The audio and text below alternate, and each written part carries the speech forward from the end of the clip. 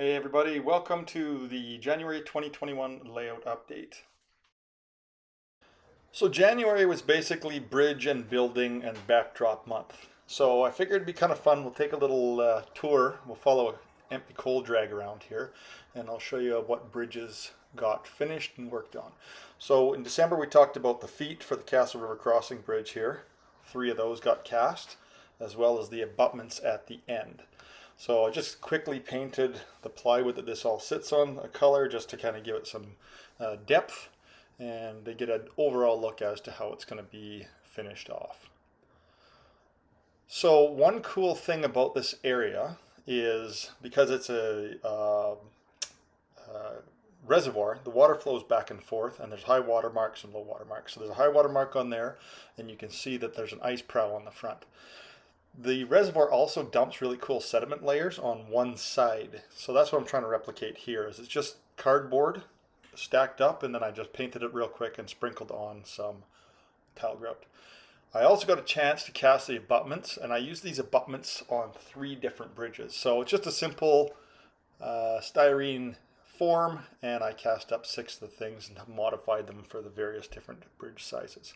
So another pair of those forms is here. You can see on the end of the Millsy Cooley bridge, and they're just cast out of plaster. Because it's a solid block, you don't have to use any kind of reinforcement inside. This one had to be modified down because this bridge is a little deeper. Right as soon as you come off, this is the west end of the bridge, it's going to be a sandstone escarpment. And then the feet underneath it are castings that I've had sitting around forever. They're just resin castings that I drilled out and applied to the bottom of the bridge. Looking downhill here towards Drawbar Alley, that's the backdrop that I painted in October. And this area here still needs backdrop done. It's about 7 feet out of the roughly 70 feet of backdrop that's continuous through this entire section of scenery that I've been working on. So I got up to Highway 507 here, and we're approaching the east siding switch at Burmis. Starting to get into where the backdrop is actually done. And spun up some more trees, planted 100 trees right here just so I'd have a nice scenic backdrop because I was shooting some photos in this area for an article that I'm working on.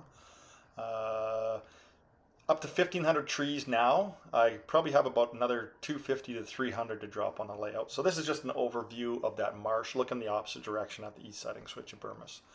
Around the corner in December, I got to about this area, and this is where I said I ran out of static grass.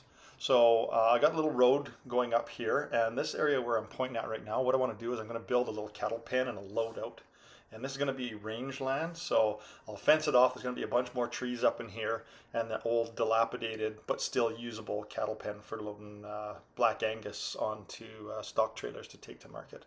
And the foreground scene that I hadn't got done, I got that done in the last few days here, or at least, further along to being done. And here it is. So it's starting to look a little bit more as to what I want. And the side up against the fascia, the outside there, I'm going to probably plant about 35 trees in there so that it's kind of a view block. So you got to kind of look down through a tree tunnel, as it were, to see the train coming through there. Also, the bridge over the Crow's Nest River. I got my abutments in, and I cast the piers in the center of the river. Those are also made out of styrene forms. The riverbed itself is just Sculptamold. And what I did is I crushed up some old plaster bits that I had laying around into small chunks and pressed them into the wet Sculptamold. Painted the river with acrylic, artist acrylics mixed with some latex, and then I went back in and I dry brushed the rock afterwards. This stage here doesn't show the dry brushed rock, but just a quick dry brush with some light color to accentuate that rock, so you can see it through the resin after it's poured, and anything that's popping up looks like rock sitting in the middle of the river.